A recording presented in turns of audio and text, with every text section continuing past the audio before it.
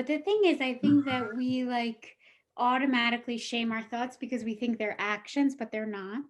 And everyone has full spectrum of thoughts. We just may not speak about them. And just because we think it doesn't mean we have to act on it. And if we are thinking something that we think could harm self or others, then it's really understanding the pain underneath it rather than shaming it and causing it to act out of fear. Was there a change? Was there someone that you talked to that you were like, this is what I want to do? Like, Mhm. what was like the inspiration moment to say, like this is the path I'm going to take?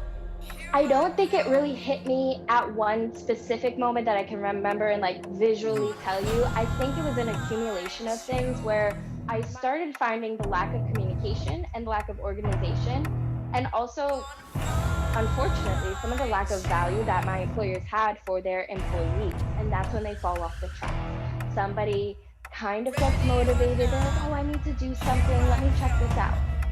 And then they just fall off the tracks. There's going to be times where you want to give up and that it's just not working out or you're busy. Life gets busy. I totally get that. Exactly. So you have like professionals in these areas that help you piece these parts together? Yes, I have different partners that I work with. It could be, a mortgage representative. It could be an actual wealth advisor. It could be someone as a business development officer, right? So in these times right now, it's been really, really busy. I don't know if you guys are, what's going on in the market right now. In inflation, low interest rates, and the market volatility. I've been really busy on my end over here, and it's been nonstop. And there's a lot going on in the economy and in the market, and a lot of people are unaware of it, especially around inflation. And then if we look at our generation right now, the younger generation, we are concerned with the market, the house marketing, right? I mean, that seems like it's going to be a big bubble that's going to possibly pop eventually. It's going to pop eventually, right? We don't know when. I'm not an expert, but we know that the house market will eventually come back down. So the question is, how are you protecting your assets? How are you protecting your income? And how are you protecting your savings account growing against inflation as well? It gets in the way. Exactly. That's just the cycle, right?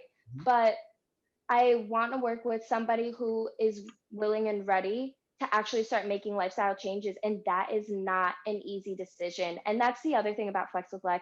I'm kind of terming it, I guess, I'm labeling it as a lifestyle brand because I also work closely with my clients to get better habits, get rid of some bad habits that aren't working. There's way more that goes into it than just exercises. So, all right. So welcome to Wealthy Perspectives. I am so glad to have the guest that we have on today. I have been looking forward to have him on my podcast since before I even knew I wanted to have a podcast. And it's exciting to see this, manifest and come into fruition, full circle. Thank you for being here with us today, Zach. Yes, thank you for having me, Vic. It's I remember when we met, man. I know 2020 I'm thankful for 2020 in the sense that it's brought mental health to the forefront of everybody's life. And now it's a conversation that everybody wants to have more or less because as human beings, we are the most complex species on the face of the planet. We are the only species that can experience life as richly as we do. But what does that mean? So, okay, I can go to this restaurant and taste and savor and enjoy this delicious meal. I can experience the wonder and joy of love, romantic love, and marriage, and partnership and companionship, and the birth of a child. I can look at a sunset and feel something deeply. But for every emotion that we can feel on this spectrum that we all live on that is deemed positive, there is an opposite emotion or experience that we can feel as well. And that comes in the form of stress, overwhelm, anguish, anger, jealousy, greed.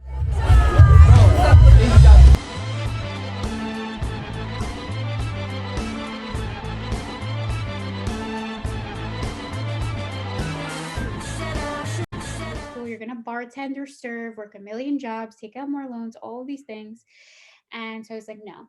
And I probably paid, $400 to $600 applying for schools. I rescinded my applications, didn't get the money back, but that was fine. We're wealthy, right? So I rescinded my applications. I moved to California. I worked at like a hippie vegan cafe. Was an companion for an elderly woman. I walked dogs. I was doing whatever I could to just have fun and make money. And then I knew I wanted to travel the world. And essentially, yes, right. And my intention in traveling was I was physically healthy, but I knew emotionally and spiritually I had repressed a lot and I wanted to heal. So then I was teaching yoga meditation. I was very interested in yogic philosophy and wanted to get like deeper understanding. So I decided to go to India.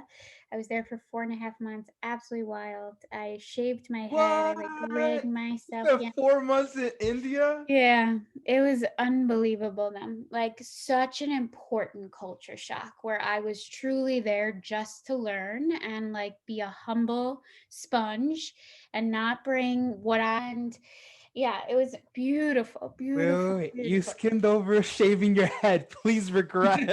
Okay, yeah. Oh gosh, this was an episode and a half for my New York friends. So essentially, I had spoken about that I wanted to shave my head for a long time. I had very long hair, like down to like my butt, and it was essentially my main accessory. Like I rarely wear jewelry and stuff. It's just my hair. A shield. That was your shield. Exactly. Right?